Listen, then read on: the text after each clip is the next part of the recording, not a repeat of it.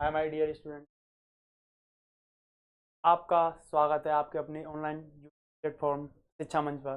मैं नितिन शर्मा आपके लिए फिर दोबारा से एक इम्पोर्टेंट टॉपिक लेके आया हूँ बायोकेमिस्ट्री के अंदर। उसका नाम है KFT। मेरे प्यारे बच्चों, ये KFT विगत कई वर्षों से इम्पोर्टेंट रहा है। एग्जाम्स में कई क्वेश्चन पूछे जाते हैं।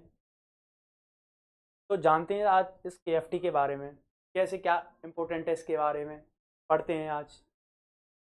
सबसे पहली बात तो KFT होता क्या है। KFT मतलब किडनी फंक्शन टेस्ट, या जिसका दूसरा नाम भी हम जानते हैं, इसका क्या दूसरा नाम क्या है, रीनल फंक्शन टेस्ट।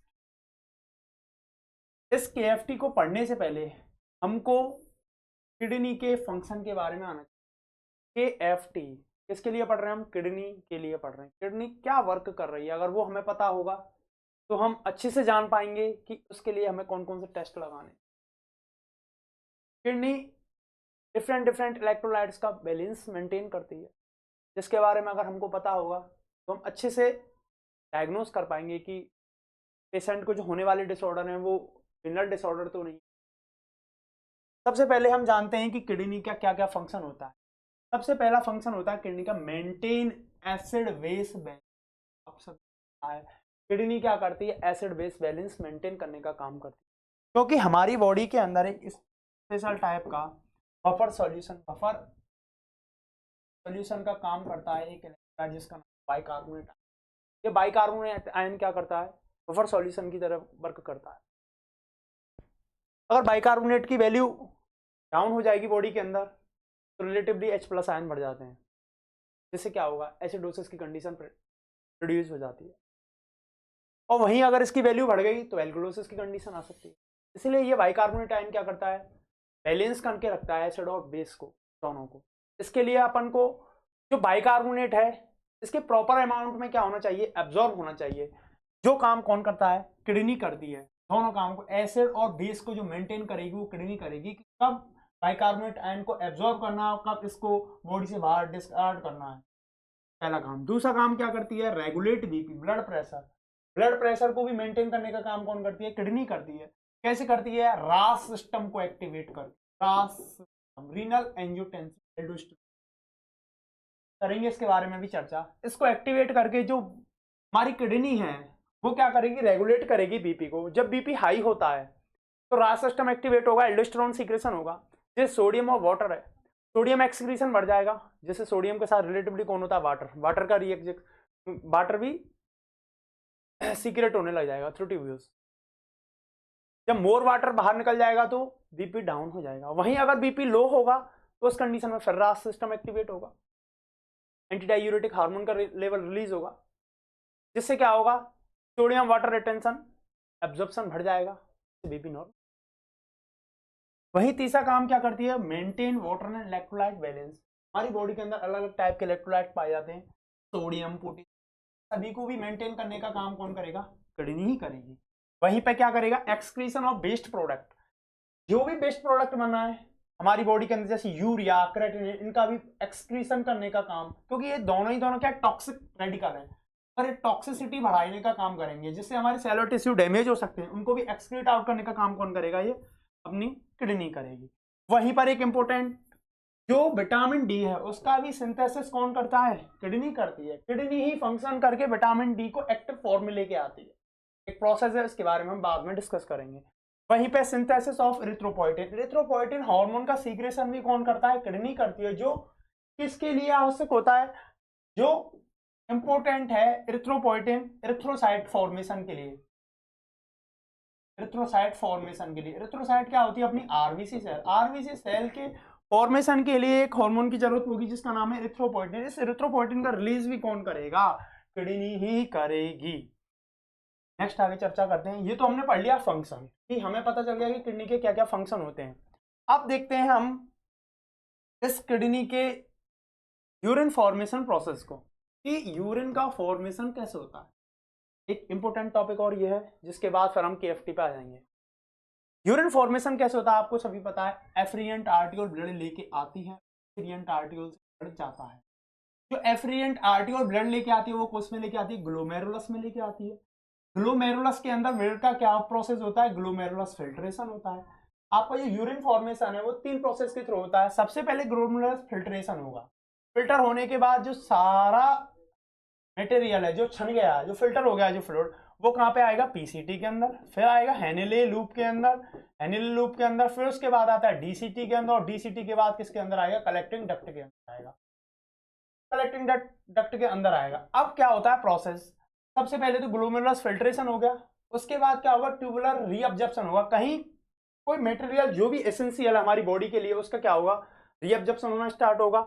रीअब्जॉर्प्शन होने के बाद जो मटेरियल बाद में बचा है, जो वेस्ट है, उसको ट्यूबुल्स के द्वारा क्या कर दिया जाएगा, बाहर सीक्रेट आउट कर दिया जाएगा। इन 3 प्रोसेस के थ्रू अपन क्या करते हैं, यूरिन का फॉर्मेशन करते हैं। जो फिल्ट्रेशन रेट है, जो किडनी फिल्टर करती है 1 से 80 litre per day, 180 litre per day filtrate करती है, जिसमें से जो फिल्टर हुआ है उसमें से जो यूरिन का फॉर्मेशन करता है जो फ्लूइड, वो 1.5 लीटर पर डे होगा। मतलब यूरिन का जो फॉर्मेशन होगा वो 1.5 लीटर पर डे होगा, जबकि फिल्ट्रेशन रेट कितनी हो जाती है 100।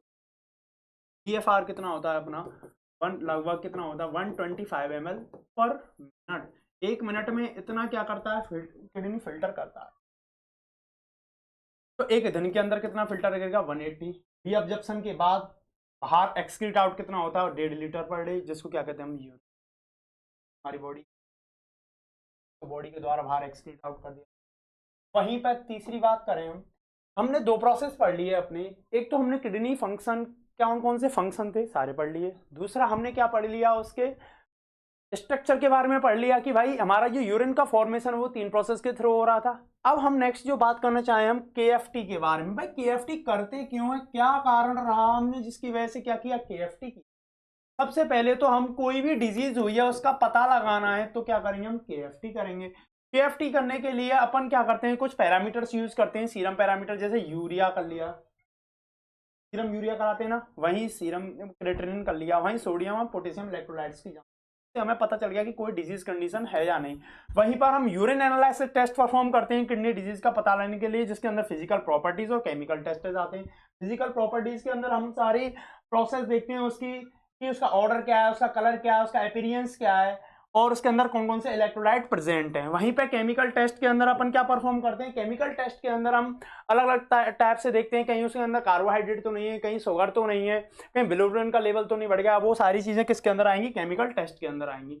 बात करते हैं हम दूसरा जो केएफटी कर रहे हैं, to assess the kidney function, जो अपनी किडनी है वो प्रॉपर्ली फंक्शन कर रही है नहीं कर रही, उसके टेस्ट, उसके बारे में पता लगाने के लिए भी हम क्या करते हैं, केएफटी करते हैं।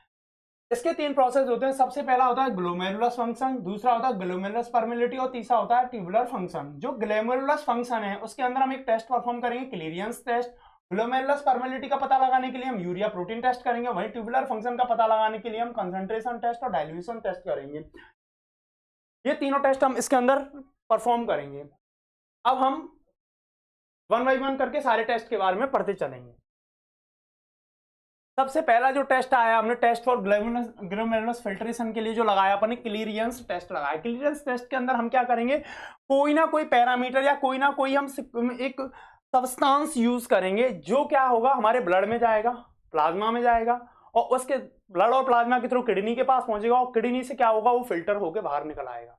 एक टाइम दिया जाएगा, उस यूनिट ऑफ टाइम पर, उस यूनिट ऑफ टाइम के अंदर वो किडनी के द्वारा कितना बाहर निकल रहा है, उसके बारे में हम पता लगाएंगे क्लीयरेंस टेस्ट के थ्रू। इसमें जो पैरामीटर जो यूज किए जाते हैं, सबसे पहले इन्युलिन पैरामीटर यूज किया गया है। इन्युलिन पैरामीटर सबसे बेस्ट पैरामीटर, अगर आपको किडनी फंक्शन किडनी के बारे में पता लगाना है कि कहीं डिजीज तो नहीं है या किडनी प्रॉपर फंक्शन कर रही है या नहीं कर रही है, उसके लिए पहले इन्युलिन बेस्ट पैरामीटर है, जो फ्रीली फिल्टर हो जाता है ग्लोमेरुलस, आसानी से फिल्टर हो जाएगा ग्लोमेरुलस से। इसके लिए neither absorb nor secret bye renal tubule, ना तो ये एब्जॉर्ब होगा और ना ही ये क्या होगा, रीनल ट्यूब्यूल्स के द्वारा सीक्रेट किया था। नॉर्मली ब्लड में लगाया, लगाने के बाद कहां, किडनी के पास पहुंचा, किडनी क्या कर दी, फिल्टर कर रही, फिल्टर करने के बाद ना तो एब्जॉर्ब होगा और ना ही सीक्रेट किया जाएगा ट्यूब्यूल्स के द्वारा। जो इसको देने का जो रूट है वो आईवी दिया जाएगा। जो कोई भी, अगर आप अपन इस टेस्ट को परफॉर्म कर रहे हैं तो किसी भी प्रकार की कोई भी डाइट दे दें, डाइट से कोई इफेक्ट नहीं पड़ेगा उसका। इसके अंदर जो नॉर्मल जीएफआर रेट कितनी रही, 125 ml पर मिनट रहती है नॉर्मल जीएफआर रेट। अगर रेट चेंज होती है तो प्रॉब्लम क्रिएट हो सकती है। इसका मतलब अपनी जो किडनी है प्रॉपर वर्क नहीं कर रही है, अपन को ध्यान देना पड़ेगा। वहीं पर दूसरा जो टेस्ट परफॉर्म करते हैं, आप सबने देखा होगा, आप सीरम क्रिएटिनिन करते हो। सीरम क्रिएटिनिन के अंदर क्या होता है, ये सिंथेसाइज किया जाता है हमारी बॉडी के द्वारा, बाहर से इंजेक्ट नहीं करना है इसको, बॉडी ही बनाएगी। ये भी फ्रीली फिल्टर हो जाता है ग्लोमेरुलस के द्वारा, ये रीअब्जॉर्ब नहीं होगा, बट क्या होता है कि कुछ ना कुछ अमाउंट में हमारी ट्यूब्यूल्स हैं वो इसको क्या करती हैं, सीक्रेट जरूर करती हैं। इसकी जो नॉर्मल वैल्यू है मेल के अंदर 90 to 115 ml पर मिनट रहेगी, वहीं पर फीमेल के अंदर 85 to 110 ml पर मिनट रहेगी। बात करते हैं, इसके लिए एक फॉर्मूला बनाया गया है कि अपन को क्रिएटिनिन का लेवल कैसे पता करना है। उसके लिए एक फॉर्मूला होता है अपना UC into V upon PC, मतलब UC urinary creatinine in milligram per D है। यूरिया में क्रिएटिनिन का लेवल कितना, उसकी अमाउंट मिलीग्राम पर डीएल में ले लो। वहीं पर वॉल्यूम ऑफ यूरिन एमएल पर मिनट, एक मिनट के अंदर कितना यूरिन बाहर निकल रहा है वो सारा वॉल्यूम ले लिया हमने। वहीं पे पीसी ले ली, प्लाज्मा में कितना कंसंट्रेशन है क्रिएटिनिन का।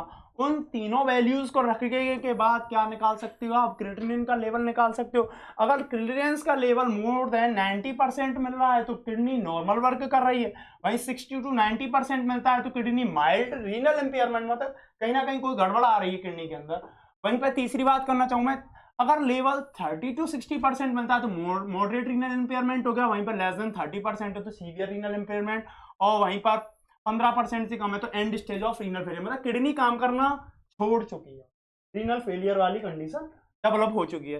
बात करें हम यूरिया की, यूरिया के बारे में बात करना चाहें, तीसरा कंपोनेंट था अभी हम बात करें इनुलिन, दूसरा होगा क्रिएटिनिन, तीसरा होगा यूरिया। यूरिया भी फ्रीली फिल्टर हो जाता है और 40% यूरिया क्या हो जाता है, रीअब्जॉर्ब हो जाता है बॉडी के द्वारा, जबकि वो दोनों रीअब्जॉर्ब नहीं हो रहे थे। वहीं पर इसका इफेक्ट पड़ता है प्रोटीन डाइट पे, क्यों, क्योंकि प्रोटीन डाइट किसमें टूटेगी, अमोनिया में, और अमोनिया को आपके लेवर के द्वारा किसमें कन्वर्ट कर दिया जाएगा, यूरिया में कन्वर्ट कर दिया जाएगा। किसमें, यूरिया में कन्वर्ट कर। अब जितना ज्यादा प्रोटीन होगा उतना ही ज्यादा कौन बनेगा, अमोनिया, उतना ही ज्यादा कौन बनेगा आपका, यूरिया। इसलिए अपन को ये चीज ध्यान रखनी है कि यूरिया का लेवल में आपको डाइट का स्पेशली ध्यान रखना है, प्रोटीन डाइट का। क्लियर है? आज के लिए यहीं तक। नेक्स्ट अपन जो 2 टेस्ट हैं आगे अपन ने जो पढ़े हैं आज यहां तक डिस्कस करेंगे। नेक्स्ट जो अपन क्लास के अंदर जो डिस्कस करेंगे पॉइंट, वो अपने,